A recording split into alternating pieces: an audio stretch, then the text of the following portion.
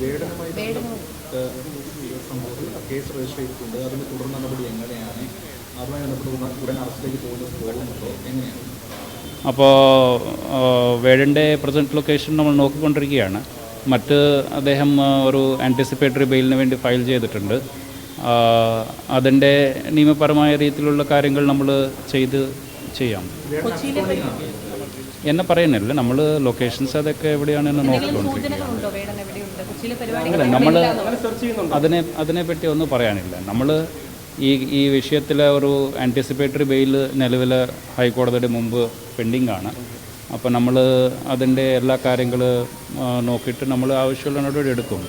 അത് വരുന്ന സമയം വരെ നമ്മൾ ഈ കേസിലെ അന്വേഷണത്തിലെ ഭാഗമായിട്ട് എല്ലാ കാര്യങ്ങളും നമ്മൾ ചെയ്യുന്നുണ്ട്. കുറേ സാക്ഷികൾ കണ്ട് ചോദിക്കുക, മറ്റു വിവരങ്ങൾ എടുക്കുക എന്നതാണ് നമ്മൾ ഇപ്പോൾ ചെയ്തു വരുന്നത്.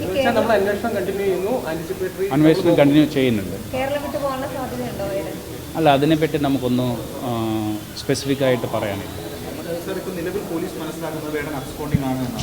നമുക്ക് അതൊന്നും പറയാനില്ല. വ്യവസായിക്ക് ഒരു ഹണി ട്രാപ്പ് കേസ്, അതിൽ വ്യവസായിക്കെതിരെ അതിജീവിയായി സ്ത്രീ തന്നെ പരാതി നൽകിയിരുന്നു. അപ്പോൾ അതുമായി ബന്ധപ്പെട്ട അന്വേഷണം ഏത് രീതിയിലാണ്?